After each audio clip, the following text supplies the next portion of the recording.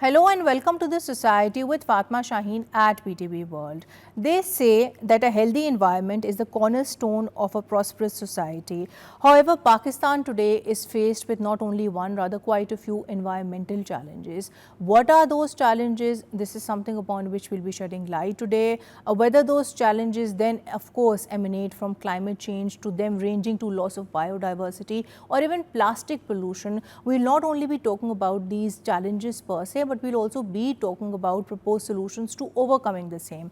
We'll be talking about how these challenges actually impact us, not only as a country, but as a society at large. And how does this then, of course, emancipate upon the more vulnerable segments of the Pakistani society, be it women, be it children, or be it for that matter, the elderly population too. In this regard, we'll not only be talking about the laws and policies that we do have in place so as to combat all these issues, more particularly climate change. We'll also be talking about the work of the government in this regard too, because it is very important to appreciate at the very outset then that Punjab recently has formulated its own climate change policy so as to address this issue too. In this regard, we'll also be talking about the very pivotal role of not only public activism but also youth engagement, and by and large the need for us to do away with so many cultural stereotypes which still might unfortunately surround issues which do relate to the environment. What responsibility then lies on the educational institutions, what responsibility then lies on the Pakistani media so as to do away with all these myths. This is something upon which we'll be shedding light to. All of this today, that too with an extremely pertinent panel. Let me introduce you to my today's panel. My first panelist for today's show is Ms. Sara Hayat. She's a climate change lawyer alongside being a consultant and an educator. Assalamu alaikum ji and welcome to the show. Thank you for joining us, Ms. Sara. Alongside her, I have Ms. Rabia Yasmeen. She is the Deputy Director of Punjab Green Development Program, and she's also an environmental policy expert. Assalamu alaikum ji and welcome to the show. Thank you for joining us. Thank you. And my third panelist for today's show is Ms. Maha Hussain, who's an environmental law researcher. Assalamu alaikum ji and welcome to the show. Thank you for joining us. Now, before we start the discussion on today's topic, let's have a look at this brief report. Climate justice is not just an environmental issue, it's fundamentally a matter of human rights. As we recognize the global fight for climate justice, it's inspiring to see how communities, nations, and individuals are coming together to protect our planet. At the core of climate justice is the idea that every human being deserves clean air, water, and a safe environment, aligning directly with our basic human rights. The global shift is helping prioritize vulnerable communities who are often left behind. Women and marginalized groups are disproportionately affected by environmental degradation. But they are also emerging as powerful agents of change. Around the world, local women's groups and grassroots organizations are leading initiatives that not only restore ecosystems but also empower communities. These efforts highlight the strength and resilience of vulnerable populations, proving that equitable solutions to environmental challenges are both possible and effective. When it comes to biodiversity and plastic pollution, international efforts are making headway in addressing these crises. Major initiatives aimed at preserving biodiversity, such as the protection of endangered species and the restoration of ecosystems, are gaining momentum. Furthermore, the war on plastic pollution is seeing victories with the rise of plastic alternative and implementation of stricter waste management policies worldwide. The world is beginning to see how a future with cleaner ocean and more diverse ecosystems is within reach. One of the most important hopeful trends in climate actions is the growing involvement of youth. Young leaders are making their voices heard on the global stage, driving initiatives like the Fridays for Future movement and pushing for stronger climate action in the halls of power. These young activists remind us that the future of our planet is in good hands, and their passion is shaping policies and shifting public consciousness in ways we never thought possible. Lastly, while challenges remain in enforcing environmental laws, there are growing international consensus on the need for stronger regulations. At COP29, the world's leaders are coming together to push for greater climate financing to support vulnerable nations in their fight against climate change. The commitment to financial justice marks a positive step towards equitable solutions, ensuring that no nation or community is left behind in this global fight. In every corner of the world, we see progress, but it in the enforcement of environmental laws, the rise of green technologies, or the empowerment of young climate leaders. Together, these efforts show us that climate justice is not just an idea, it's a reality. We are building for a brighter, fairer future. Welcome back from the report. Now to get the conversation started with you, Ms. Sara, first things first. When we do talk about various environmental challenges that Pakistan is faced with, in this context particularly, I would want you to talk about climate change. And when we do talk about climate change, we also appreciate the fact that at a very basic level, it has a very deep intrinsic link with human rights, so to speak. Your experience of working in this very particular area, how would you deliberate upon this very link, and why is it so important for us as a society to actually understand it too? Fatma, thanks for having me back on this show. I'm glad you've started with this question because I can address the impacts of climate change whilst answering it. So take it like this: climate change impacts pretty much everybody, and whilst doing so, it also violates your human rights. So climate change impacts women, and it infringes basic women rights because it infringes on equality, something I'll come back to a little later. Right. It infringes your right to health. It infringes your right to education. When children can't go to school, for example, and during smog season, when schools have to be shut, your right to education is infringed. Your right to health is infringed because, again in smog, when people are falling unwell, your right to health is infringed. When it's extreme heat strikes, for example, the Karachi heat wave, your right to health is infringed. Then natural disasters.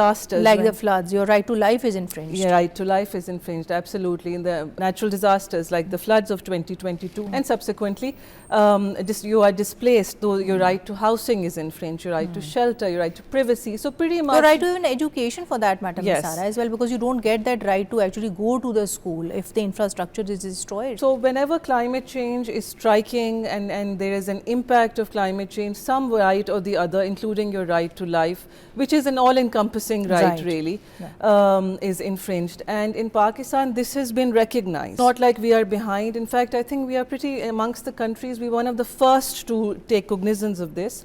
And it started with Shaila Zia, but the recent and I think the most important case to mention here would be the Asghar Ghari case, which established that climate change violates human rights. And it also sort of mandated the government to look at our climate change policies and have them enforced. And to do this, a climate change commission was also established. So definitely we have to appreciate the superior court's role when it comes to actually expanding the right to life, which would also include the right to live in a healthy manner. I'll come to you, Ms. Rabe, and I would want you to add to what she just said. So when we do talk about the disproportionate impact of climate change, that too more particularly on women, something which you very rightly so highlighted, how particularly would you then explain that to me? And I would want you to answer in the capacity of course, representing the government per se, because we do have a female chief minister who has been very vocal, and she has been leading not one, rather quite a few campaigns which actually emphasize on not only women empowerment, but also of course looking after our environmental challenges. So how would you address that question?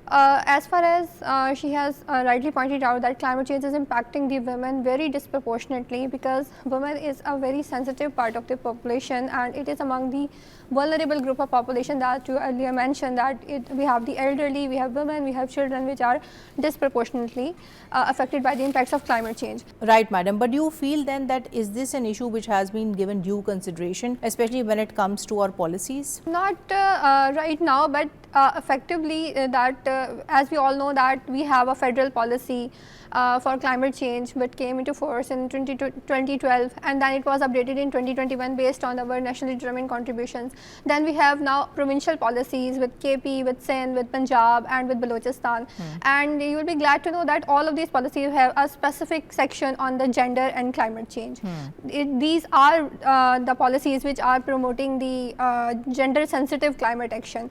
In fact, when formulating the Punjab climate change policy, we had a great consultative session at Women Development Department, and the Secretary of Women Development was so gracious to provide in person on the climate change policy, and we incorporated all the suggestions from her into the policy. Right. Secondly, government is also focusing on the gender budget tagging now. had been a training in a few months back in the Planning and Development Board, where we were taught that just like we are doing the climate budget tagging, now there is a focus on gender budget tagging. There the government will see that how much budget is going to be allocated for women and the gender aspects of the projects. And that is very important. Then also yes. by that virtue, it's very important to have women in important positions of power that way as well. Exactly. They need to have that gender perspective on the table as well, that too, especially during decision making, whether that then comes regarding our policy or whether it is then of course used to dictate what kind of finances and the amount of finances which are actually allocated for the successful completion of all these projects. Right, madam, your point is noted. I'll come to you, Ms. Maha, and I would want you to add to this further. So when we do talk about climate change particularly, how would you then explain its link to be with biodiversity, and why is it so important then that if we are aiming to combat climate change and of course effectively implement our climate adaptation strategies, that should be done in view of course actively striving towards having perhaps better wildlife conservation too? Firstly, thank you so much for You're having most me welcome. today. And I'm really glad that you brought up this point of biodiversity loss, because I think it's something that we often forget about when we're talking about climate change. And the way that biodiversity is linked to climate change is through this concept of the triple planetary crisis. And that refers to climate change, biodiversity loss, and pollution. And each of these issues interacts and intensifies the other issues. And so often our solutions or strategies to tackle climate change, for example, will also help us preserve biodiversity. Directly or indirectly? Exactly. And within Pakistan, at least, wildlife faces a lot of different threats, whether that be from climate change impacts, from disasters. Most livestock or wildlife are lost, but also because of deforestation, human intrusion into these natural environments. We've been seeing a lot more of the human-wildlife conflict happening, and that's especially the case in Islamabad, near the Islamabad Wildlife Management Area. But also in protecting wildlife through preserving biodiversity, we're able to also contribute or towards adaptation for climate change. Right. And then again, you see, we have to understand this in a socio-cultural context as well. A lot of times we've seen that because of climate change, when people move from one place to the other, it also has that impact of loss of cultural heritage too, and that is definitely an issue that we do need to address. I would want you to comment on that further. So when we do talk about taking care of the negative and the adverse impacts of climate change, we do understand, Sarah, that this does of course come with its economic baggage. It also comes with its angle of there being greater health risks, more particularly for women. Absolutely. But then again, of course, it also has that angle of loss of cultural heritage too. Do you feel as a lawyer yourself that these are the issues which are then taken care of by our system today? Not just as a lawyer, but I think also as a woman, as a Pakistani, I feel that these are issues that are very much at the forefront and need to be addressed perhaps with a little bit sort of more vengeance behind them. But we are getting to it, I think the country is. But just to sort of talk about them a little, think about the 2022 floods, right? We've lost about, the damage from the floods is about 15.2 billion USD. And just rehabilitating from it is going to be about 16.3 billion USD. Now, this is a huge impact on our economy. And then climate change is affecting the economy all the time. It's going to be affecting CPEC, which we're banking on. It's going to affect Gwadar because of sea level encroachment. Then heat waves, they affect human health. Monsoons, Karachi sort of suffers a lot because of rain, which is our commercial capital.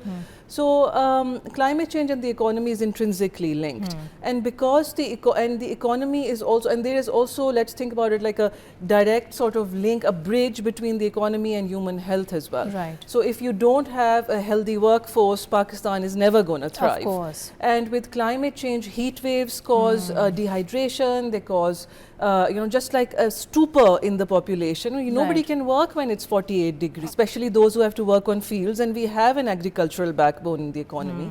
So that's a problem for us. Then climate change triggers longer monsoons, more intense monsoons, which are optimum time for vector breeding. Dengue and malaria grows from it. And then again, if we do look at this with reference to the flood-related disasters that Pakistan has witnessed, we also understand that it does also come with that increased risk of gender-based violence against women too. We have seen that when families have moved, it is always women who inevitably suffer more, and that is something that you very rightly so mentioned. But moving past this, this, when it comes to solutions, Ms. Sara, when we talk about laws and policies, yes, we do understand that we do have to actively work towards their effective implementation. But what about the need for there to be perhaps greater public advocacy? What about the need for there to be perhaps greater public activism when it comes to our various environmental challenges? Padma, before addressing the point on advocacy, I just want to add one thing. I think we keep sort of reiterating that women should be in positions of power, that more women should be in decision-making seats.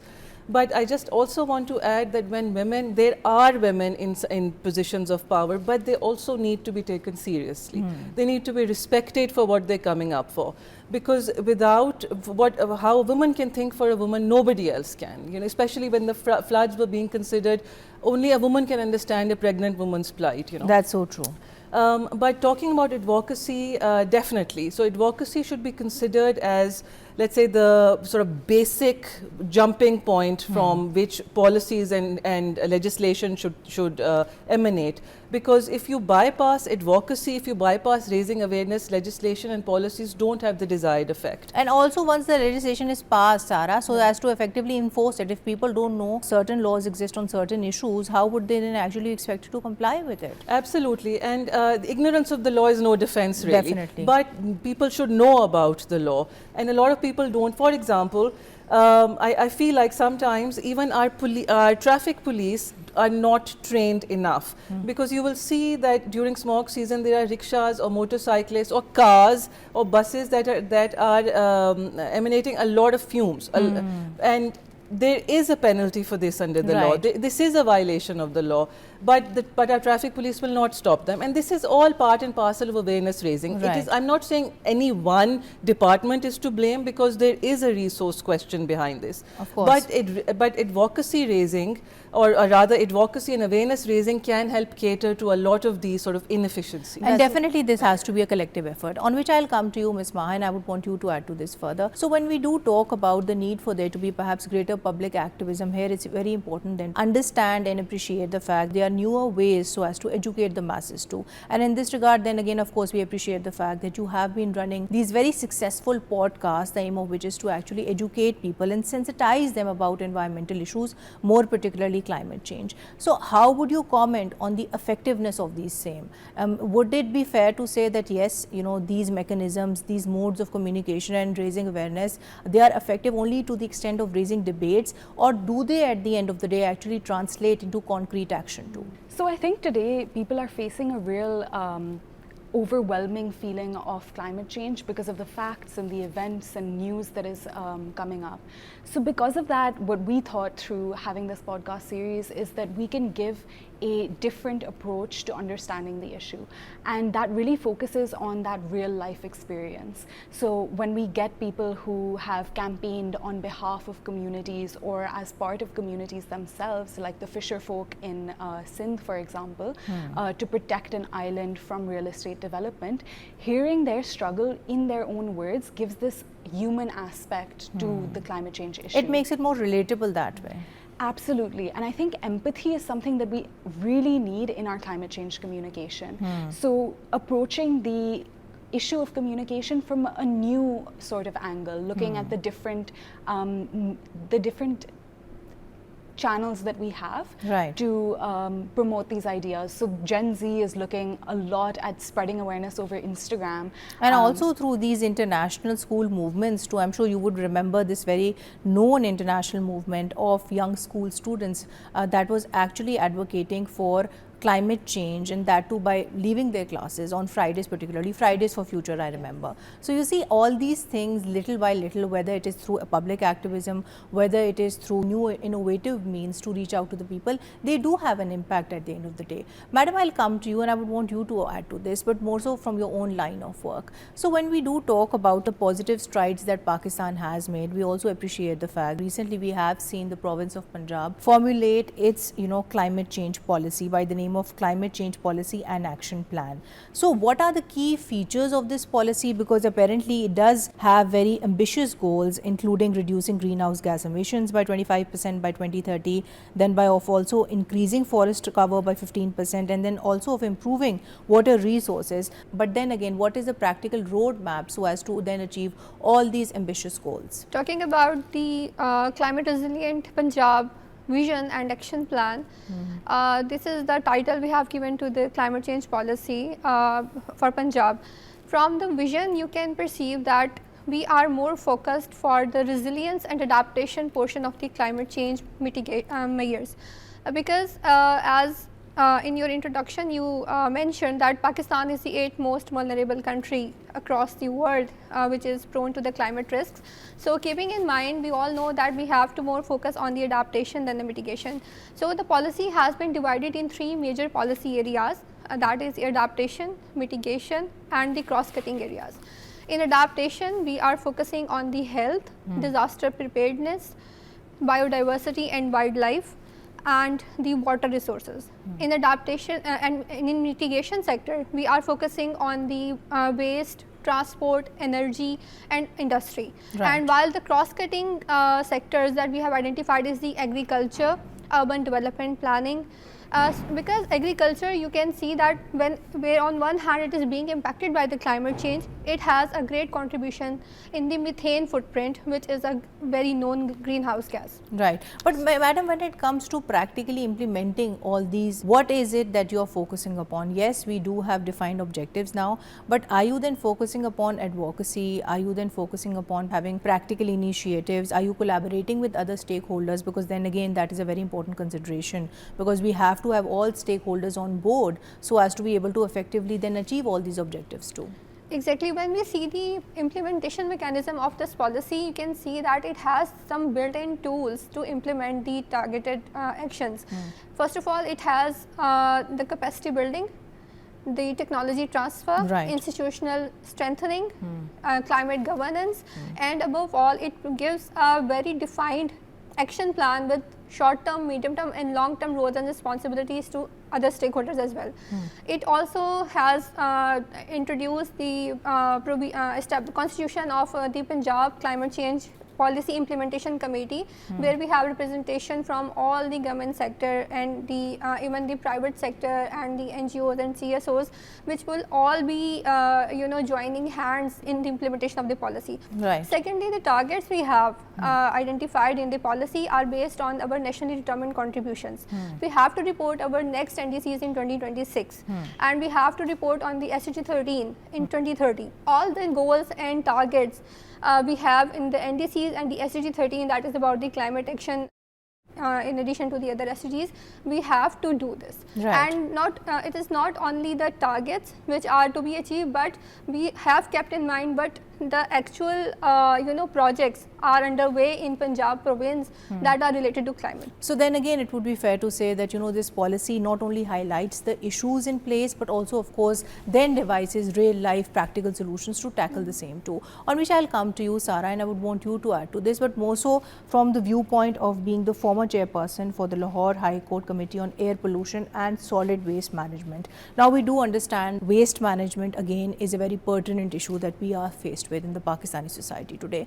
But when it comes to ensuring that the legal framework that we do actually have in place that is effectively implemented, how particularly do you propose can that be done? What kind of enforcement mechanisms, what kind of accountability mechanisms do we need to have so as to ensure that the laws in place, they are actually implemented in letter and spirit? So I think the first and foremost thing to consider would be raising awareness.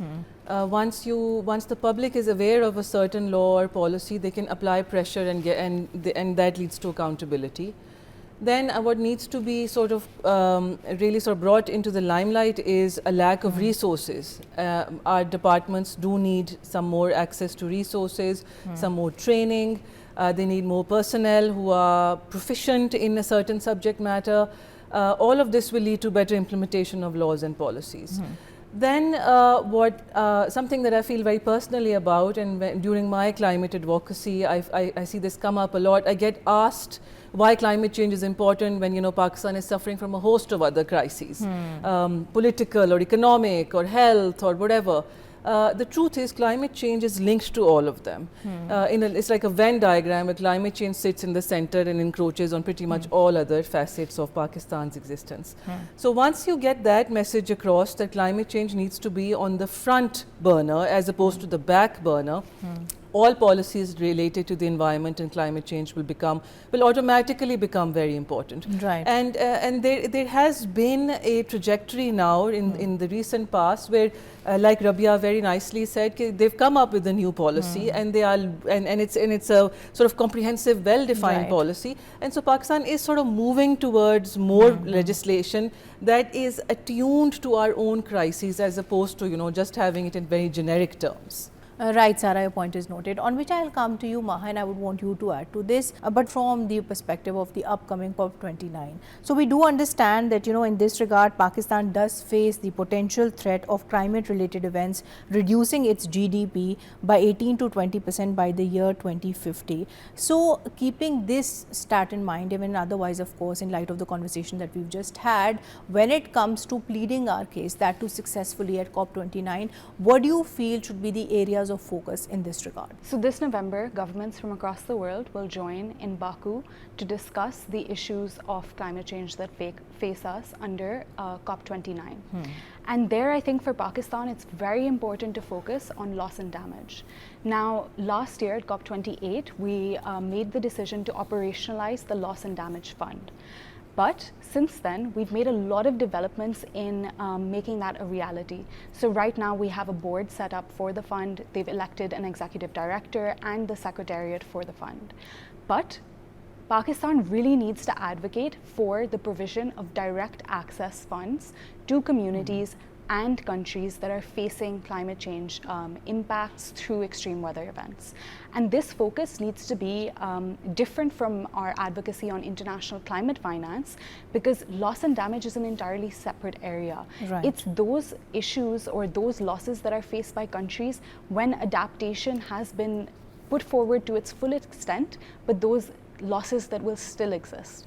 So of course we need to advocate for more international climate finance. We have to have a more ambitious goal, the new quantified goal on finance, but we also need to focus on making sure that communities are given the funds that they need to rebuild in the wake of disaster. Right, and definitely in continuation to that, investing in better climate resilient infrastructure as well, on which I'll come to you and I would want you to add to this further. So another very important issue on which I would want you to shed light is that of growing plastic pollution. So we do understand the fact that just a few months ago the government actually imposed a ban on, of course, using of plastic bags. But then again, practically if we do see that not only shops, factories and even people, largely speaking, they are violating this ban too. So from the government's perspective, what are the challenges you feel that we need to address in order to actually very effectively then implement this ban? Plastic pollution, whether it is air pollution, whether it is climate change, we can see that enforcement and putting ban on something is not the only tool we can use to remove something from the society. As you are asking that why it is not working yet, I can say that plastic is a cheap product. It is used very often and it is very easy to be produced. The raw material is very cheap. The import of plastic is on a peak. So there is a need to change the mindset of people that they should use the alternatives in addition to the plastic products. There are certain products which cannot be replaced with the plastic. For example, we have to use some waterproof materials that we cannot replace with the other nature-based products. But in addition to the enforcement and banning, we are trying to convince people, not only the general public but also the producers and retailers, to focus on the plastic alternatives. Right. We are at a government level particularly focusing on the use of single-use plastic, right, because there are certain plastics which are not actually the hazard to the environment. They are biodegradable, so, right, and they are the organic so plastics. people basically need to be educated about the same as well. What are the Yes. kind of plastics that you can actually use and what are the kinds that you need to steer clear of. And then again, this is of course something that you need to apply throughout, whether it is through distribution of plastics, whether it is through sale of plastics or even otherwise.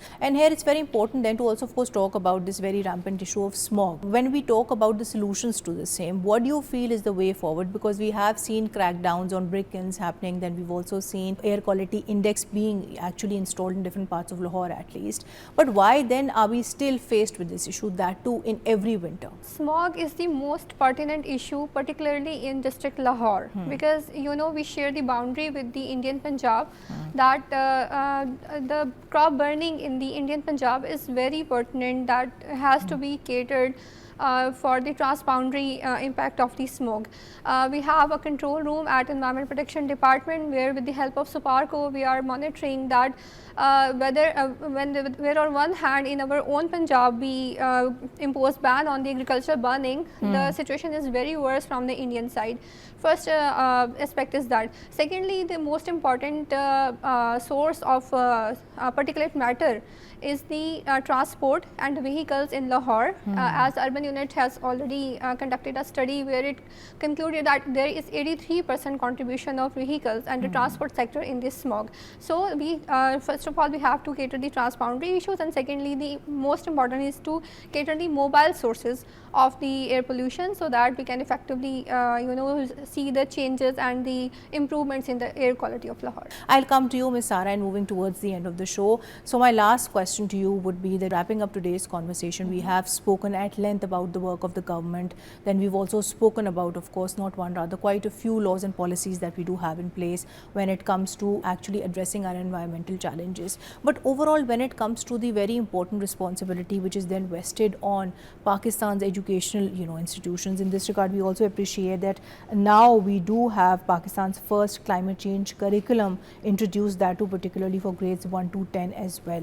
How do you envision can then education institutions actually lead this climate justice movement at the end? Because then you see again, this is something that you were earlier saying as well, that it has to be a collective fight, it has to be a collective effort.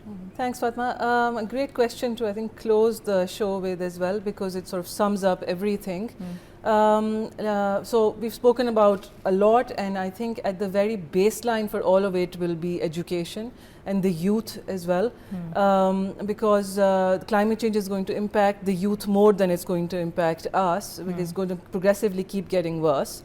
And for that we need more education. Even with this plastic policy that we've been talking about, it's going to be only as effective as the people willing to accept it. So and children who are being educated about this will help enforce policies. So this the new school curriculum on climate change, it's just recently been released, late September of this year. So it's a little premature to comment on its merits.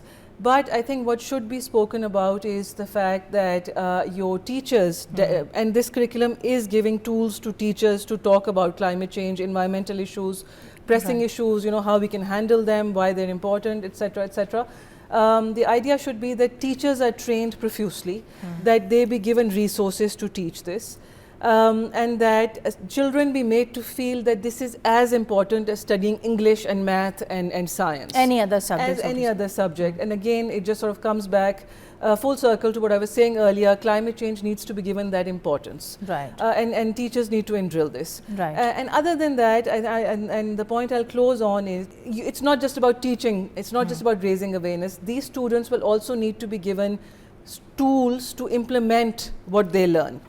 So seed money, so if they have an idea that can help the environment or climate change, they should have some form or the other, some seed money, some mechanism through which they can put their ideas into practice. Right. And I think that should be the next step, and that is where you'll see the real change. And that is very important, because education institutions, they have a very important responsibility vested on them, so as to perhaps raise more climate conscious citizens, and this is something that we do see happening in other parts of the world too. Absolutely. Madam, I'll come to you, and before we conclude today's show, so my last question to you would be, since the show is about the society at large, what kind of misconceptions, what kind of socio-cultural beliefs do we then need to let go of, so as to be able to perhaps better tackle our environmental challenges? Because a lot of times we see these beliefs, they might be the obstacles for us to work towards perhaps a more sustainable society at large. So what would your comments be in this regard? Our society, it is the dilemma of our society that people have certain disbeliefs and very myths about some sort of things.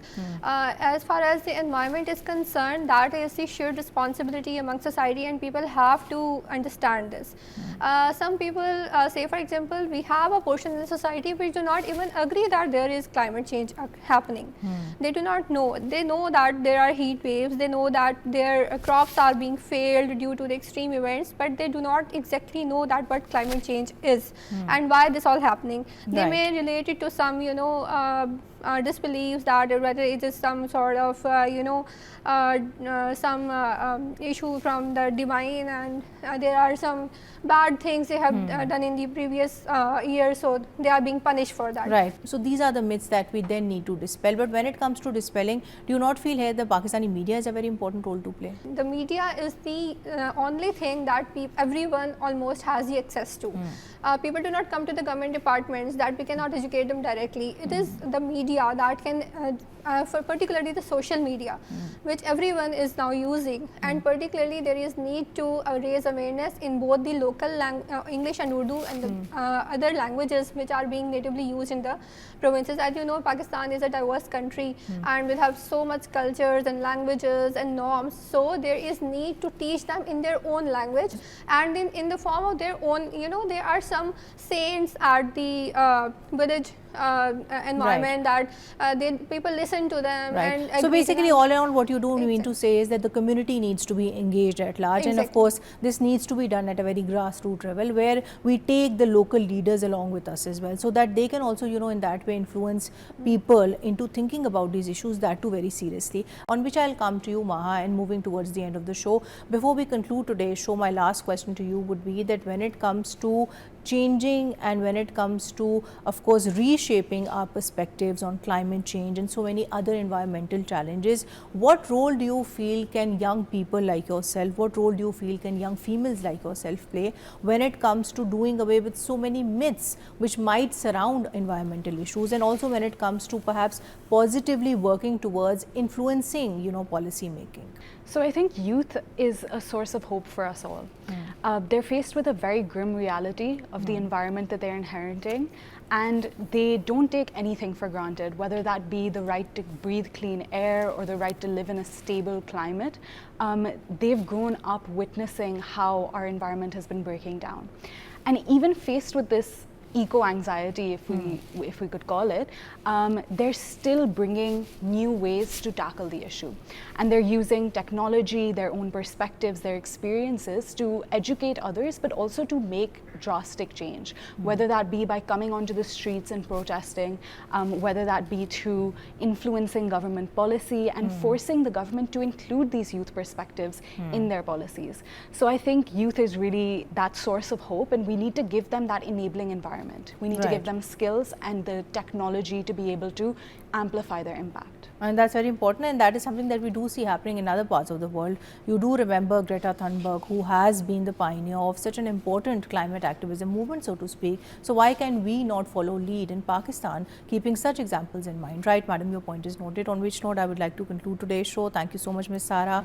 Thank you so much, Ms. Rabia, and thank you so much, Ms. Maha, for your time today. Well, to conclude today's show, we generally spoke about not one, rather quite a few environmental challenges that Pakistan is, of course, faced with, be it that of climate change, be it that of plastic pollution, be it that of loss of biodiversity, so to speak. In this regard, if we are serious in doing away with these challenges, then we, of course, do need to do this in a very collective manner. We do need to ensure that we not only work towards improving our law enforcement, we also need to very actively engage the masses at large. We also need to very actively engage young people in the Pakistani society. We need to use the power of youth here, especially when it comes to actually improving engagement of young people and masses at large when it comes to tackling all these issues. Last but not the least, we also need to then, of course, prioritize, issues of environment in our budget, so to speak, as well. This has to be a collective fight at the end of the day, because, environmental challenges, as we all understand, don't just relate with the environment at large. They are questions of human right. They are questions